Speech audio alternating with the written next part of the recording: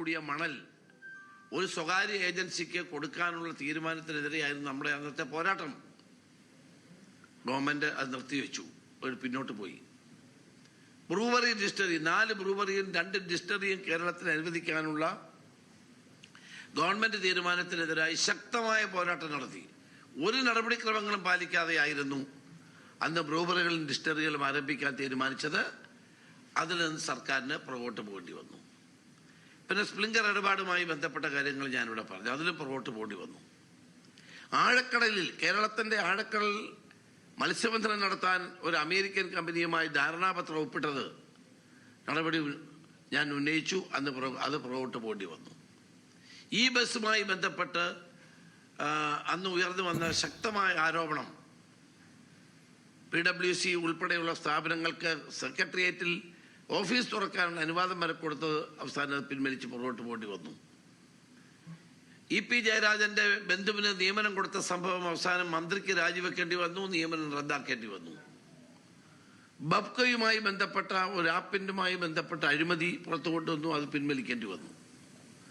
ഏതാണ്ട് സംസ്ഥാനത്തിൽ 3000 മുതൽ 4000 കോടി രൂപ വരെ ലാഭമുണ്ടാക്കുന്ന അല്ലെങ്കിൽ നഷ്ടമുണ്ടാകുന്ന ഈ അഴിമതികൾ അന്ന് പ്രതിപക്ഷ നേതാവ് എന്നുള്ളതിൽ ആ കാലഘട്ടത്തിൽ ഞാൻ തടഞ്ഞിരുന്നു. സാധാരണഗതിയിൽ കേരളത്തിൽ നടക്കുന്ന ഈ അഴിമതി നടത്തിക്കഴിഞ്ഞ് എല്ലാം കഴിഞ്ഞ് പിന്നെ കോടതിയിൽ പോയി ആളുകളെ ശിക്ഷിക്കുമ്പോൾ ബാലകൃഷ്ണപിള്ളയുടെ കേസിൽ അച്യുതാനന്ദന് 20 വർഷം പോകേണ്ടി വന്നു.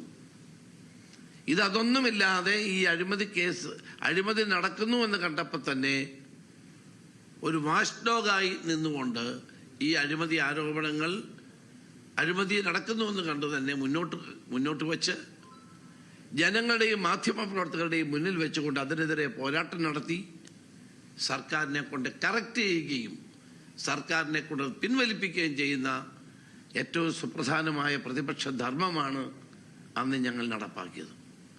അല്ലാണ്ട് കോടതി അതിലൊന്നും ഞങ്ങൾ പറഞ്ഞതൊന്നും തെറ്റാണെന്ന് പറഞ്ഞിട്ടില്ല. ഞങ്ങൾ പറഞ്ഞതിന് ഞങ്ങളെ കോടതി കളിയാക്കിയിട്ടില്ല. AI ക്യാമറയുമായി ബന്ധപ്പെട്ട വിഷയത്തിൽ, കാരണം അതെല്ലാം നടപ്പാക്കി കഴിഞ്ഞതുകൊണ്ടാണ് ഞാനും പ്രതിപക്ഷ നേതാവും കൊടുത്ത ഹർജി ഇൻഫ്രക്ചസ് ആണ് എന്ന് കോടതിക്ക് പറയേണ്ടി വന്നത്. അല്ലാതെ ഒരു കേസിലും ഗോവിന്ദൻ മാസ്റ്റർ ഉന്നയിച്ചതുപോലെ ഒരു കേസും കോടതി തള്ളിക്കളഞ്ഞിട്ടില്ല.